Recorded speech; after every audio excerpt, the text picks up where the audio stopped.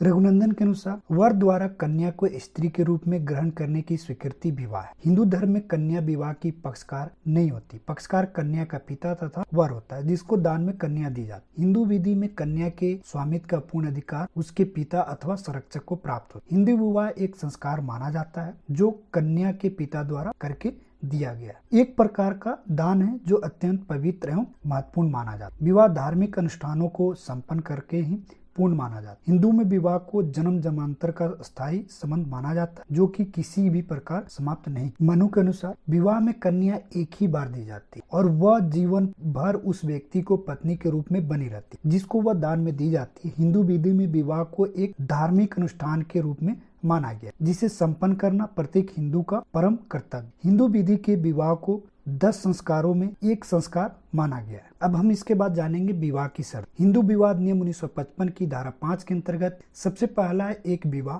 दूसरा है अमूर्तता, तीसरा है आयु, चौथा है प्रतिष्ठित संबंधों से परे और पांचवा सपिंड ना होना। आइए अब हम एक एक करके इन सबको डिटेल से समझते हैं। तो सबसे पहला था एक विवाह। प्राचीन काल में व्यक्ति एक से अधिक पत्नियां रख सकता था, लेकिन इस अधिनियम की धारा 5 के अंतर्गत वह व्यवस्था की गई कि कोई भी व्यक्ति एक से अधिक पत्नी नहीं रख सकता। यदि एक पति या पत्नी के रहते हुए दूसरा विवाह करता है तो आईपीसी की धारा 494 और 95 के अंतर्गत दोषी होगा तथा विवाह अकृत एवं शून्य होगा। इसमें एक बहुत ही इंपॉर्टेंट जजमेंट है, प्रियलता वर्सेस सुरेश 1971 का मैटर है। इस मामले में सुप्रीम कोर्ट ने कहा कि दूसरा विवाह के किसी पक्षकार की स्वीकृति मात्र से नहीं मान लिया जाएगा कि वो विवाह वैलिड है। इसके बाद हम देखेंगे दूसरा अमूर्तता। धारा 5(2) के अनुसार विवाह के समय पक्षकारों में से कोई पक्षकार मस्तिष्क विकृत यानी पागल के परिणाम स्वरूप सहमति देने के आयोग नहीं होना चाहिए, वह संतान उत्पत्ति के आयोग नहीं होना चाहिए और पागल अंकमिर्गी के दौरे न पड़ते हैं और दिमाग से इतना कमजोर नहीं होना चाहिए कि वह सही बात को न समझ। इस बात के उल्लंघन की स्थिति में विवाह को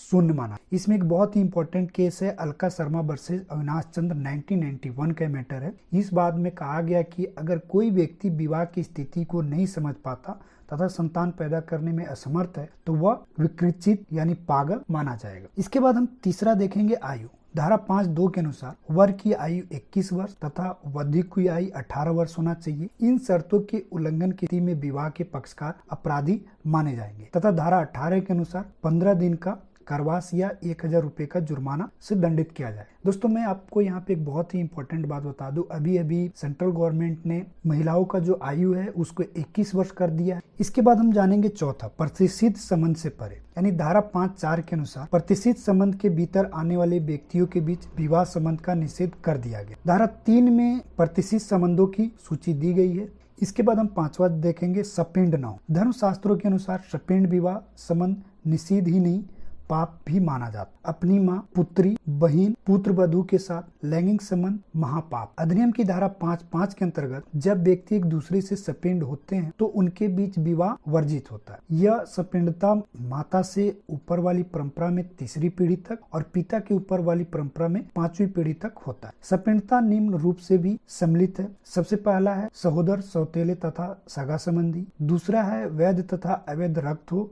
संबंधित और तीसरा है दंतक ग्रहण अथवा रक्त से संबंधित। इस प्रकार स्पष्ट है कि धारा 5 में दी गई शर्तें विवाह की वैधता के आवश्यक है। यदि इसमें से शर्तें पूरी नहीं की गई है तो विवाह अधिनियम के अंतर्गत उस विवाह को शून्य माना जाएगा।